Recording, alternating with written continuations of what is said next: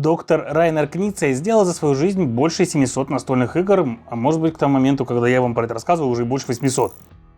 И многие из них стали настоящими хитами. При этом некоторые из них переиздаются из года в год, из десятилетия в десятилетие, а некоторые новые хиты остаются на будущие годы. Сегодня поговорим как раз о таком.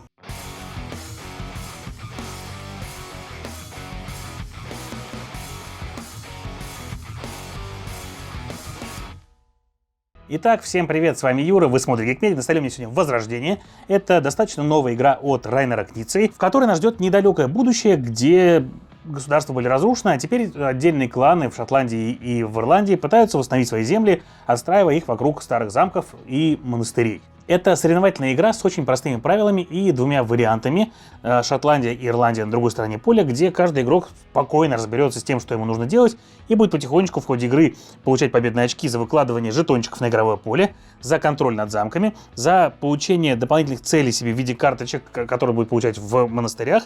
Ну и в итоге почитает победные очки в конце игры. Тот, у кого их окажется больше, тот победит. Игра очень красивая. Каждый замок, каждый монастырь на игровом поле нарисован уникально. Каждый город свой, тоже с уникальной иллюстрацией. А возможности действий, которые нам дают всего лишь за один жетончик, просто огромные. У вас с каждым вашим ходом, несмотря на то, что у вас будет всего один маленький жетон в руке, у вас будет огромное количество вариантов действий, каждый из которых может привести вас к победе или увеличить ваше расстояние до нее. Давайте потихонечку разбираться, как играть в Возрождение.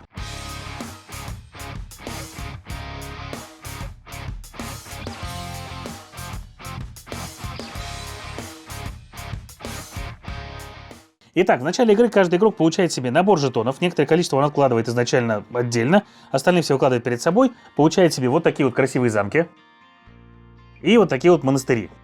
Игру вы начинаете с тем, что у вас будет один жетончик, вот такой вот маленький.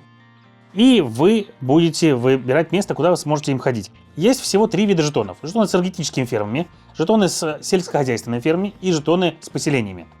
И каждый из них выкладывается в свой вид тайлов. Соответственно, энергетические фермы вы выкладываете на символ молнии, сельскохозяйственные на символ листиков, поселение в поселение, а еще в пустые клеточки можно выкладывать либо вот эти, либо вот эти. Поселения в пустых клеточках строить нельзя. И это, в принципе, все правила основной механики. А далее начинаются нюансы. Каждый раз, когда вы кладете себе жетончик энергетической фермы, вы получаете 1 очко за каждый жетончик в этой области энергетических ферм. То есть в данном случае, в таком случае будет 1 очко, а вот в таком случае 2 очка. То есть, если в один ход я сделал так, а второй ход я пристроил сюда, я получил 2 очка. Сельскохозяйственным фермам абсолютно точно так же. 1 очко, в следующий ход 2 очка, в следующий ход 3 очка. И тем самым я делаю цепочки и выращиваю себе очень большие области, могу получать на этом огромное количество победных очков. А вот поселения работают немножко по другому принципу. Поселения, они дают вам победные очки только тогда, когда вы полностью отстроили все домики в поселениях. При этом это могу сделать я один, а могу сделать это с помощью другого игрока. Например, вот так. И в данном случае мы воспользуемся вот этой табличкой. Тот, у кого больше домиков в этом поселении, получит больше очков, а второй получит меньше очков. При этом в конце игры, если поселение не закрыто, вы получите победные очки просто по количеству домиков, которые есть на этом поселении. А если вы закрыли поселение просто с единичкой, то сразу получаете столько, сколько домиков у вас есть в этом поселении. И это первый элемент такого небольшого контроля территорий в этой игре. То есть, кто контролирует больше домиков в городе, тот, соответственно, и получает победные очки. И это не весь контроль, который вам предстоит. Потому что было бы слишком просто, если бы игра ограничилась всего лишь этим. У нас есть специальные клетки. На этой стороне поля желтые — это монастыри, фиолетовые — это замки. Монастыри нужны для следующего. Если только вы, в принципе, выложили просто рядом с монастырем, вот здесь с Эдинбургским монастырем, свой жетончик, вы ставите туда свой маркер, свой монастырь, и он отмечает, что вы в этом монастыре побывали. За это вы возьмете себе одну такую карточку. И это карты, которые дают вам задания на конец игры. И в них могут быть абсолютно разные задания, к которым я вернусь немножко позже. А если другой игрок пойдет туда, например, вот этот пошел сюда, то он сможет накрыть ваш монастырчик, и вы от этого ничего не потеряете. Он также возьмет карточку, причем не у вас, а из общей колоды.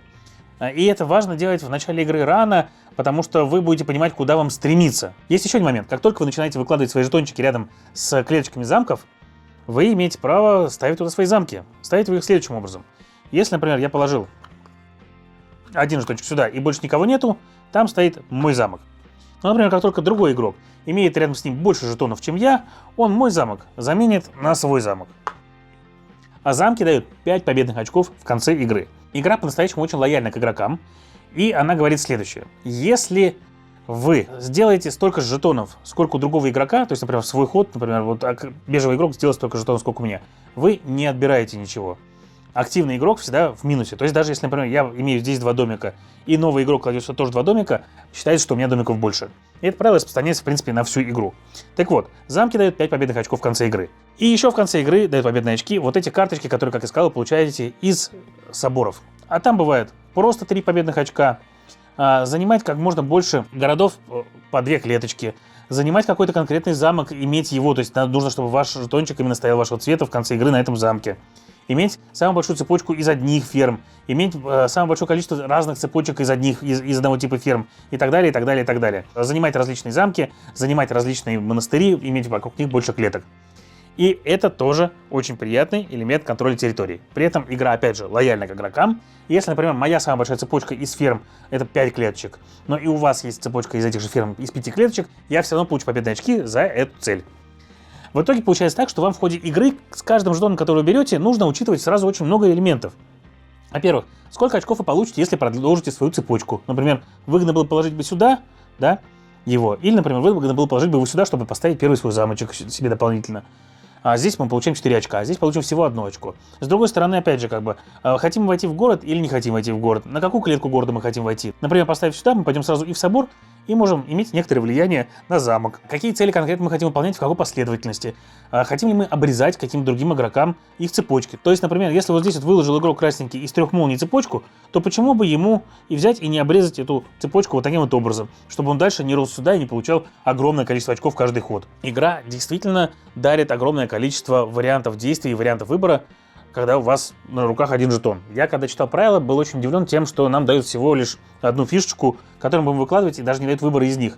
Но по-настоящему игра построена таким образом, что этого более чем достаточно. Но это также добавляет немного азарта. То есть, например, я занял 2 клеточки здесь, оппонент занял 2 клеточки здесь, и поставившись сюда, я прекрасно понимаю, что он меня потом не выбьет, в принципе, из этого замка никаким образом. Но будет ли у него такой жетон на этот ход или нет? Может быть, мне где-то в другом месте мой жетончик сейчас был бы гораздо полезнее для того, чтобы там точно закрепиться наверняка. Потому что там 2 оппонента претендуют на этот замок. Все эти вопросы вам предстоит решать в ходе игры. Игра очень красивая, а на второй стороне игрового поля она вам дает абсолютно другой игровой опыт, более сложный, более комплексный и еще более плотный по взаимодействию. Там Ирландия.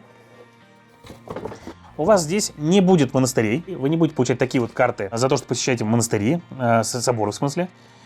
Там будет специальная колода, и из нее будет выложено несколько карт, это будут общие цели. Кто первый выполняет цель, тот получает больше очков, кто второй выполняет цель, тот получает меньше очков. А вместо соборов у нас здесь будут круглые башни, это такие достопримечательности в Ирландии, и на каждую из них выкладывается в начале игры специальный тайлер. И он дает этим башням разные способности. Например, поставившись рядом с этой башней, вы можете походить еще раз. Или, например, если вы занимаете хотя бы по 1 ячейке рядом с этой башней, вы можете положить жетон удвоения на одну из целей, и если вы его выполните, то получите в 2 раза больше очков. Или если, например, вы занимаете клетку рядом вон с той башней, то вы получаете 13 победных очков. Или просто заняли рядом с башней место, получили 3 очка. Короче, немножко по-другому. И как вы видите, на этой стороне поля здесь гораздо больше клеточек, не обозначенных символами. Это значит, что ваши цепочки могут расти в любые стороны, и это дает вам еще больше конкуренции с вашими оппонентами, которые будут пытаться эти цепочки обрезать, для того, чтобы вы не получали прогрессивно кучу очков. Поэтому, если вы хотите игру, которую можно было бы сыграть за 40 минут с простыми правилами, настолько простыми, что посадить за нее можно даже новичков, но при этом в ней было бы много решений и было бы много возможностей, которые могли бы исполнять, и она была прям насыщена бы этими решениями, то Возрождение вам вполне подойдет. И это все на сегодня. С вами был Юра, вы смотрели Geek Media. Всем пока.